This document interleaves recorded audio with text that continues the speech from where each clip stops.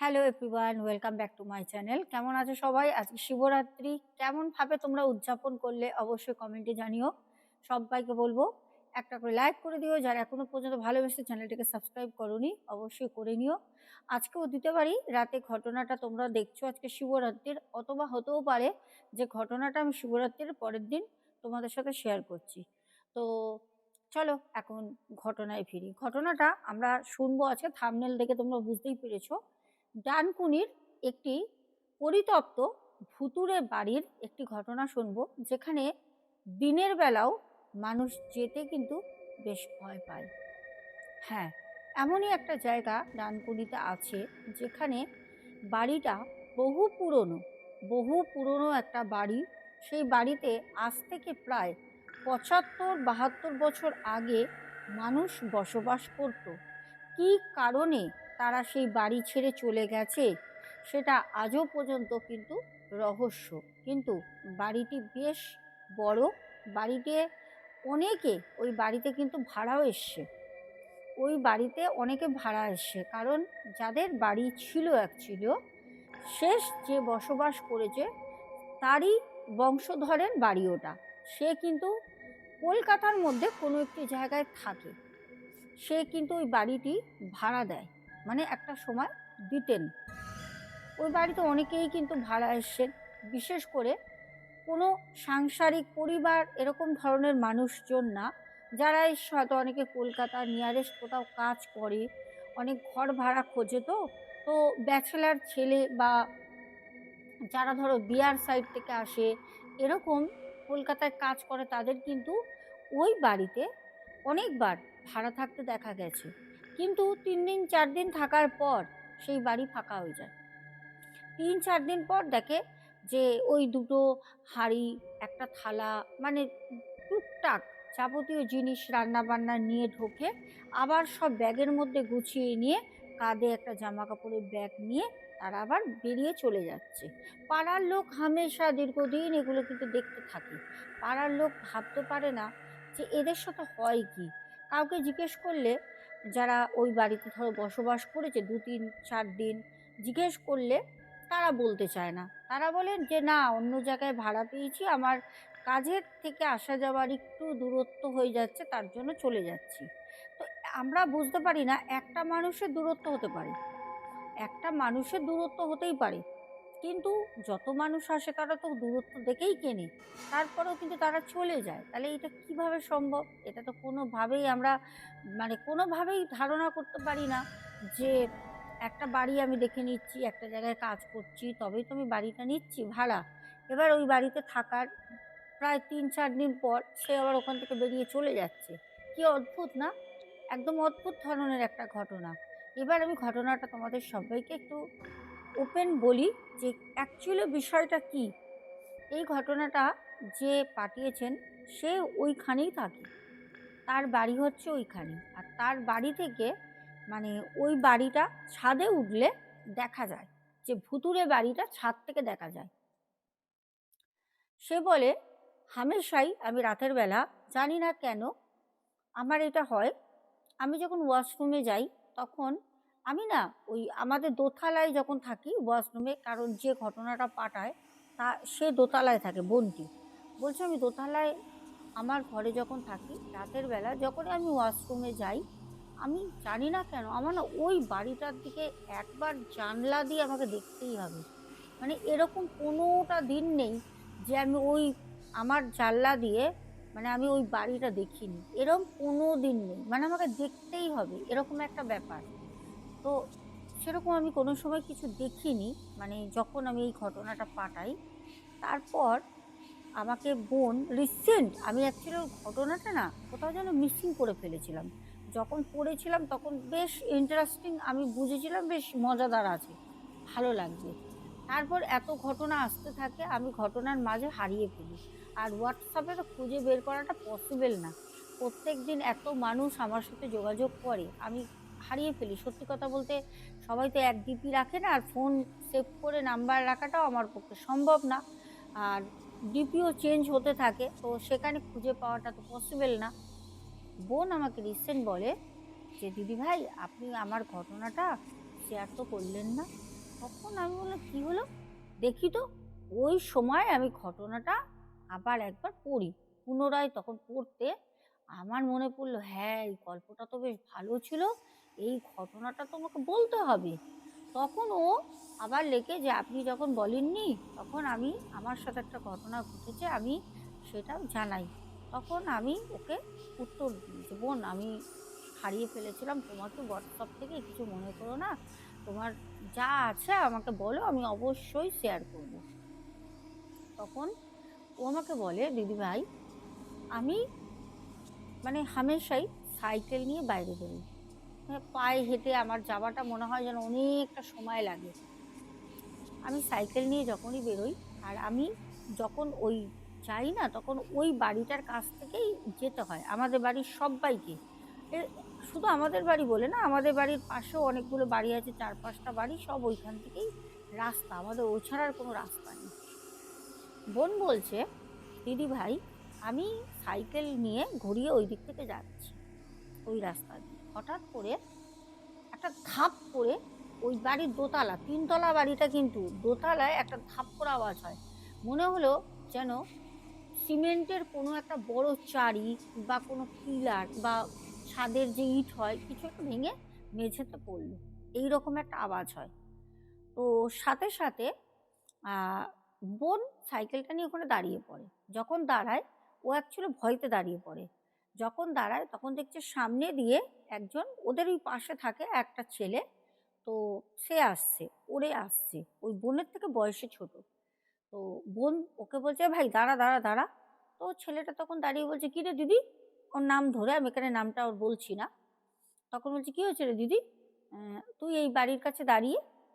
তখন ওই বোন বলে, দেখ না আমি যাচ্ছিলাম, একটা ধাপ করে কি আওয়াজ হলো, উপরে ৩ তলায় নাহলে দোতলায় হলো, জানিস কি ব্যাপার বলতো, কেউ আবার এসছে নাকি? তো তখন ওই ছেলেটা বলছে যে না না, কে আসবে, লাইট তো কোনো লাইট জ্বলছে না, পুরো বন্ধ, লাইট টাইট সব বন্ধ, কিছু তো জ্বলছে না। তো ও চলে যায়, ছেলেটাও ছেলের বাড়ি চলে যায়।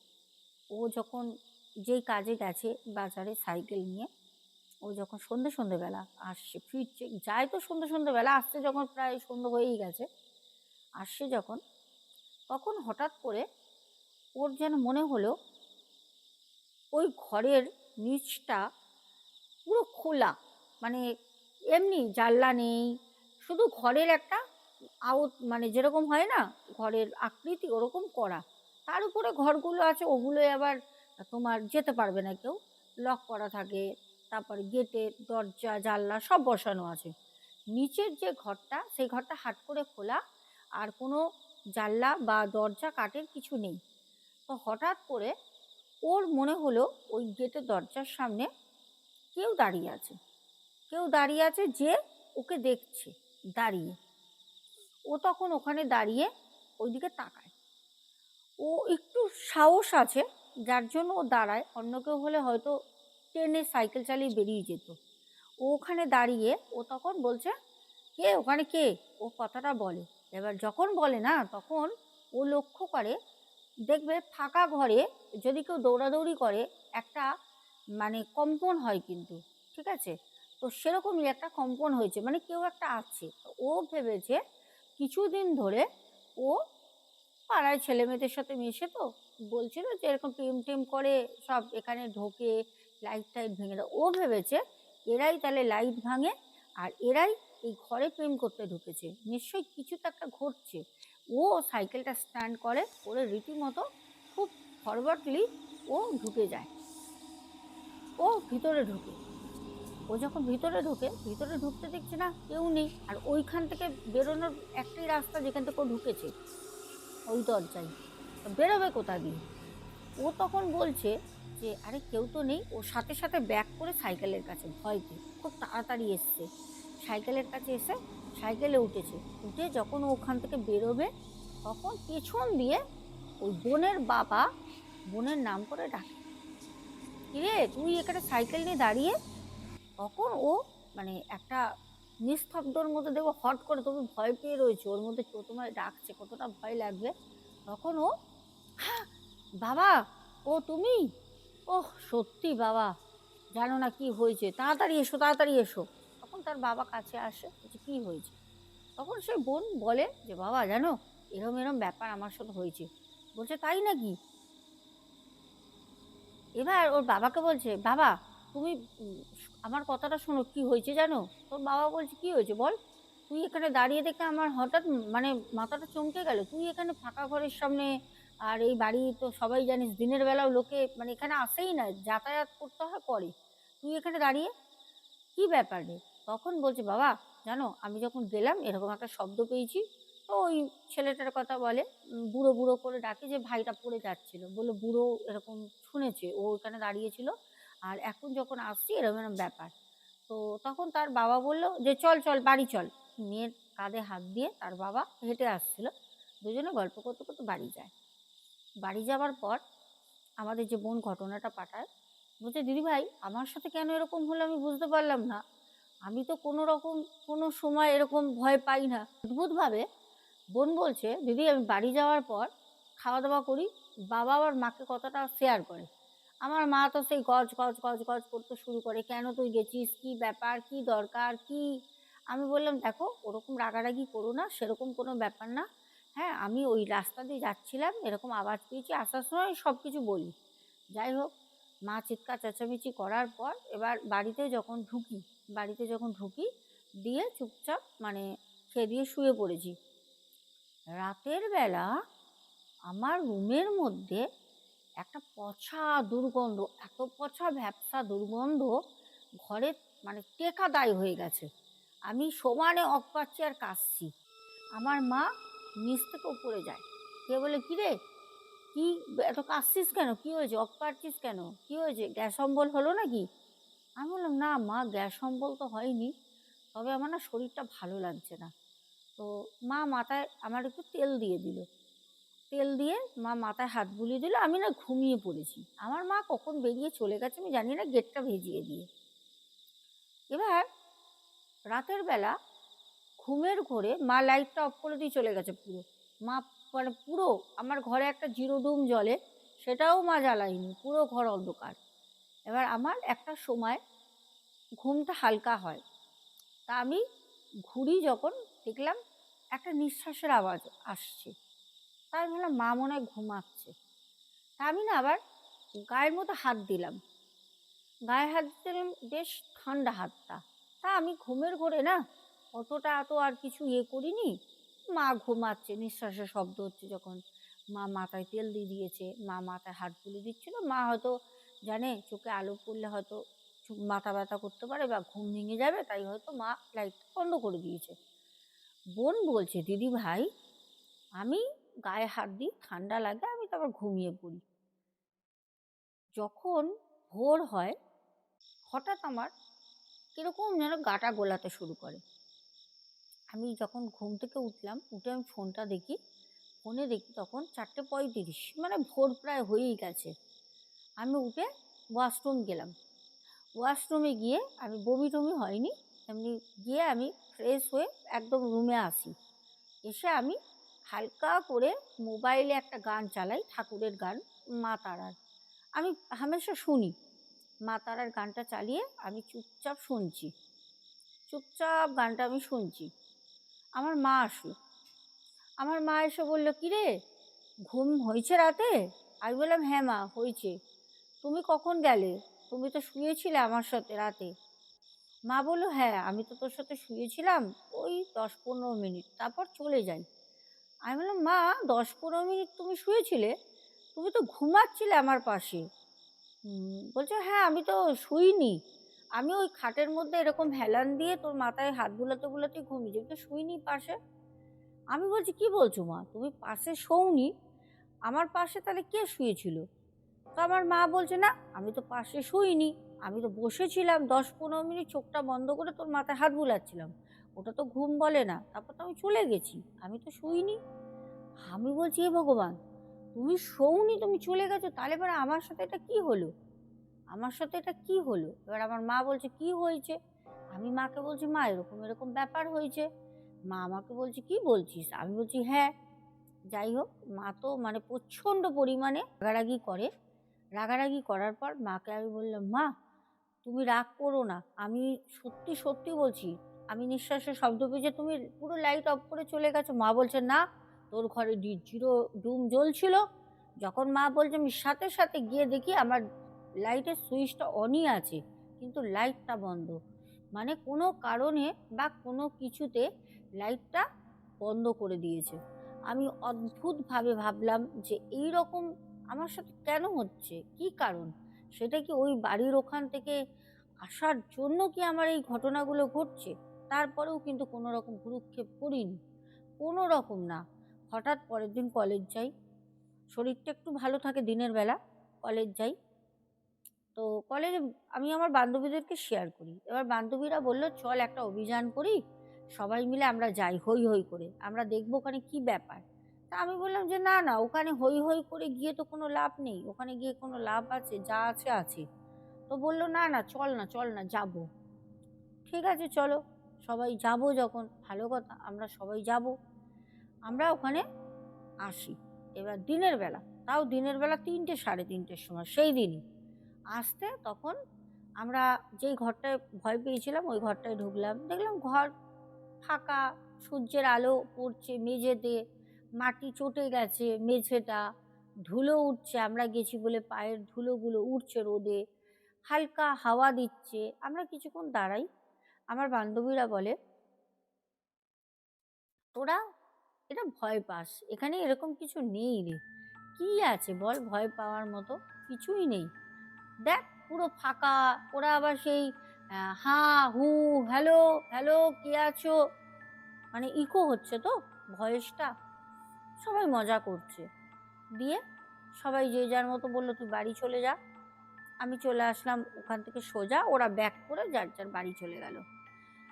এইবার আমি এসে বাড়িতে কাউকে কিছু বলিনি যে গেছিলাম এরকম, বান্ধবীদের বলেছি, কিচ্ছু বলিনি, একদম চুপচাপ সাইলেন্স হয়েছি। সন্ধ্যাবেলা আমার মা আমাকে বলল, যা একটা দুধের প্যাকেট নিয়ে আয়, একটু চা করি। আমি বললাম, মা সন্ধ্যাবেলা আবার পাঠাচ্ছ তুমি? কালকে এরকম ভয় পেয়েছি, আবার তুমি আজকে পাঠাচ্ছ? মা বলল কি, যা না, এত ভয়ের কি আছে, ওখানে কিচ্ছু নেই, মানুষের ওগুলো মনের ভুল, থাকে না, চলে যায় বলে লোকে রটিয়েছে নাকি ওখানে ভূত আছে, মানুষ ওখানে থাকে না বলে। যা নিয়ে আয়। মায়ের কথা আর যুক্তি দেখে আমি গেলাম সাইকেল নিয়ে। আবার আসছি যখন, বলে না, মানে কথায় আছে, বাংলায় একটা অনুবাদ আছে, যেখানে বাঘের ভয় সেখানে সন্ধ্যা হয়। আমি ঠিক ওইখানে আসলাম, সাইকেলের চেনটা পড়ে গেল না, চেনটা কেটে গেল। কট করে একটা আওয়াজ হলো, একটা ঝাটকা দিল সাইকেলটা। যখন আমি এরকম করে দেখছি পা সরিয়ে নিচের দিকে, তখন আমি দেখলাম সাইকেলের চেনটা, একটা চেনের সাথে লাগানো, একটা ঝুলছে, বড়টা ঝুলছে। আমি তখন মাথায় হাত দিয়ে ভাবলাম, এ ভগবান, আমি যাব কি করে? আমি কোনো রকমে সাইকেল থেকে নেবে, কোনো রকম সাইকেলটা নিয়ে, আর আমাদের ওদিকে গলিটা ফাঁকা থাকে, আমি সোজা ওই বাড়ির দিকে তাকাইনি, সোজা একদম নিজের বাড়িতে। যখন আমি আসলাম, আমাকে আমার মা বলল, কিরে কি হলো, এত ঘেমে গেছিস কেন? দৌড়াদৌড়ি করেছিস নাকি, না অনেক জোরে সাইকেল চালিয়েছিস বল? আমি আমার মাকে বললাম, মা তুমি জানো, এমনিতে তো ভয় পাচ্ছিলাম, যেতে চাইছিলাম না, তুমি জানো, আমি ঠিক ওই বাড়ির কাছে আসলাম, আমার সাইকেলের চেনটা পড়ে যায়নি মা, কেটে গেছে। আমাকে মা বলছে, যা, কেটে ফেললি চেনটা? আমি বললাম, আমি কাটলাম কোথায়, আমি তো ভাই সোজা আসছিলাম বাড়ি, আমি কোথায় কাটলাম, ওখানে তো কেটে গেল চেনটা। বললো, তাহলে তোর বাবাকে বলতে হবে তো, আর কলেজে যাবি কি করে, বাবাকে বলতে হবে তো। আমি বললাম, হ্যাঁ তা তো বলতে হবে। এই কথা বলতে বলতে মা বললো, সাইকেলটাকে ঢুকিয়ে রাখ, তোর বাবা তো এখন মনে হয় না নিয়ে যাবে, কেন তখন বাবা বাড়ি আসেননি, বাবা আস্তে আস্তে 9টা 9:30। তো বললো, কালকে হেঁটে চলে যাস। সাইকেল নিয়ে ভিতরে ঢুকিয়ে রেখে দিলাম। বাবা আসে 9টার দিকে, বাবাকে বলা হয়। বাবা তখন বলল যে, তোমার মেয়ে ওখানটায় সেদিন কি করছিল জানি না, জানে এই জায়গাটা খারাপ, কেউ আসে না, দিনের বেলা যাতায়াত করে না, ওর কি দরকার ওখানে দাঁড়িয়ে থাকার, ভগবান জানে। বাবা তো মাকে বললো, মা তো আবার চিৎকার চেঁচামেচি শুরু করলো। বাবা বললো, সকালবেলা ওকে বলবে এমনি চলে যেতে, 9টা 10টার পর গিয়ে আমি ওটা ঠিক করে নিয়ে আসবো সাইকেলটা। বললো, ঠিক আছে, ভালো কথা। এইবার 9টা 10টা ছেড়ে যখন সকালবেলা বোন বলে, দিদি আমি দেখেছিলাম একটা চেন সাইকেলে আটকানো ছিল আর একটা ঝুল ছিল। সকালবেলা যখন আমার মনেই নেই যে আমার চেন কেটে গেছে। আমি যখন বের করতে যাই তখন আমার সাইকেল রীতিমতো ভালো আছে, কোনো চেন টেন কিছু কাটা না, কিন্তু আমি নিজে দেখেছি চেন কাটা, এমনকি আমার মাও দেখেছে। আমি মাকে বললাম, মা বাবা কি রাতে ঠিক করে এনেছিল নাকি? না, সকালবেলা ঠিক করে এনেছে। বলছে না, তোর বাবা তো সাইকেল বেরই করেনি। বাবাকে ফোন করলো, বলছে না না না, আমি ওর সাইকেল তো এই বাজার করে নিয়ে যাব, আমি তো সকালে দোকান খোলে না, সাইকেলের দোকান প্রায় 9টার দিকে খোলে, অত সকালে 7:30টায় আমি বাজার এসছি, তাহলে সাইকেলের চেনটা ওখানে কাটা দেখলো তো বাড়িতে ঠিক কি করে হলো? আর বোন তো একা দেখেনি, বোনের মাও দেখেছে। এটা কি করে পসিবল হয়? আমাদের মানে এরকম ভাবে বোন বলে যে দিদি, ওই বাড়িটা অনেক লোক, একটার পর একটা তো হতেই থাকে, বোনের শরীরও খারাপ হয়, অনেক লোক ওখানে অসুস্থ হয়, অনেক লোকের অভিজ্ঞতা ওই বাড়িটা দিয়ে নানা রকম বলে। মহিলাদের ঝগড়া করার শব্দ শোনা যায়, মনে হয় মহিলারা মানে 7-8 জন মহিলা মারামারি করছে, হয় না একসঙ্গে সবাই মারপিট করলে, চিৎকার করলে ওই রকম শব্দ হয়। মানে বলছে, দিদিভাই এত বিকট মানে শব্দ হয়, তুমি না থাকতে পারবে না ওখানে, রীতিমতো তুমি থাকতে পারবে না, এত বিকট শব্দ হয়। বলে ওখানে চিৎকার, চিৎকার চেঁচামেচি, তারপরে মনে হচ্ছে ঝগড়া হচ্ছে, মেয়ে ছেলেদের, বেটা ছেলেদের না, সব মহিলাদের ওরকম কণ্ঠস্বর শোনা যায়। দিনের পর দিন বহু লোক শুনেছে, বহু লোক দেখতে গেছে, যারা দেখতে গেছে কিছু তারা দেখেনি, কিন্তু তাদের সাথে এমন এমন জিনিস কিছু ঘটেছে, রাতে স্বপ্ন আসা, রাতের ঘুম নষ্ট হয়ে যাওয়া, জ্বর হয়ে যাওয়া, গা হাত পা ব্যথা করা, এইসব হয়েছে। তারা তন্তক্রিয়া করেছে, নানা রকম জায়গায় গিয়ে তারা তাদের শরীর মন্দন করেছে, দিয়ে তারপর এখন তারা ঠিক আছে। এমনও হয়েছে ওই বাড়িতে, মানে সবাই বলে লোকে ছেড়ে ছেড়ে চলে যায়, বলে ভূত আছে। অ্যাকচুয়ালি ওই বাড়ির 70-72 বছর 75 বছর আগে কি ঘটেছে কেউ জানেই না, কারণ ওইখানে সবাই পরে পরে বাড়ি করে এসছে। আর 2-1টা বাড়ি ছিল যারা ওই সময় তারা মারা গেছে, নেই, তাদের ছেলে নাতি পুতিরা রয়েছে। অ্যাকচুয়ালি ওখানে কি হয়েছিল কেউ জানে না, কিন্তু ওখানে ভাড়া দেওয়া যখন হতো তখন কিন্তু প্রায় ওই 17-18 বছর, ও 20 বছরই হবে, 20 বছর আগের কথা।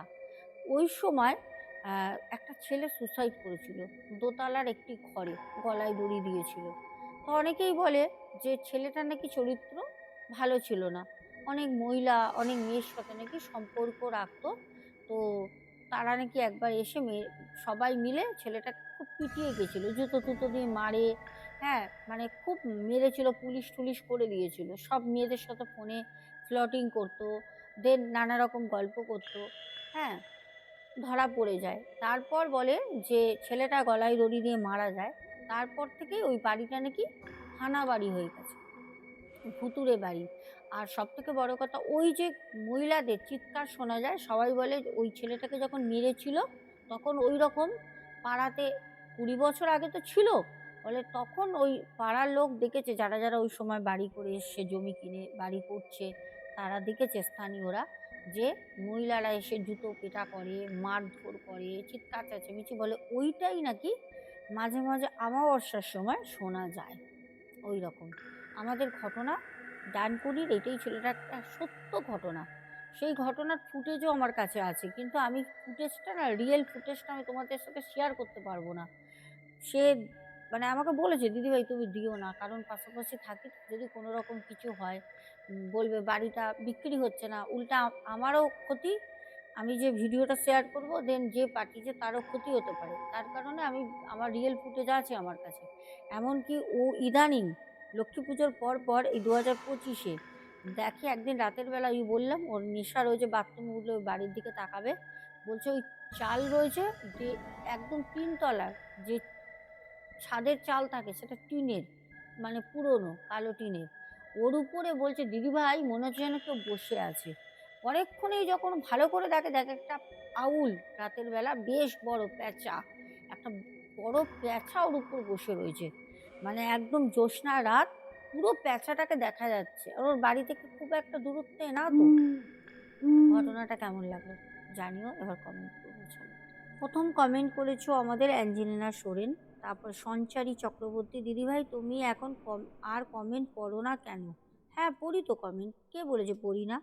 তারপর কৃষ্ণা ধারা, নীলিমা সিংহ, তারপরে মানি রয় বলেছে আমার বাড়িতে ভিডিওর লিঙ্কটা পাঠাও।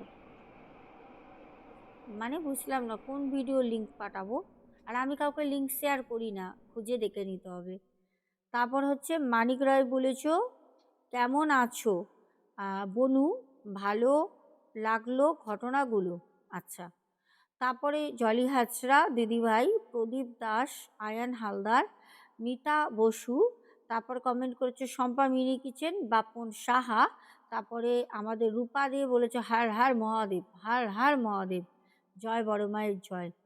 শ্রাবণী হাজরা, সুদীপ রয়, সন্তুর দুনিয়া, সুমনা ভট্টাচার্য, শম্পা মিনি কিচেন, তারপরে কমল দাস কমেন্ট করেছেন, চৈতালি চক্রবর্তী, তারপরে কমেন্ট করেছে সরস্বতী মজুমদার, সোহিনী রয়, সুজাতা দাস, ঈশানু মান্না, ঝুমা চ্যাটার্জি, বনানী কর্মকার দিদিভাই, তারপর ময়না দত্ত, দাস সোনু মানে সোনু দাস, শম্পা মিত্র, ফারহানা, তারপর Shampa mini kitchen, panther gaming YT, Dali Debnath আর ইন্দ্রজিৎ রয় চৌধুরী। সবার কমেন্টগুলো পড়লাম।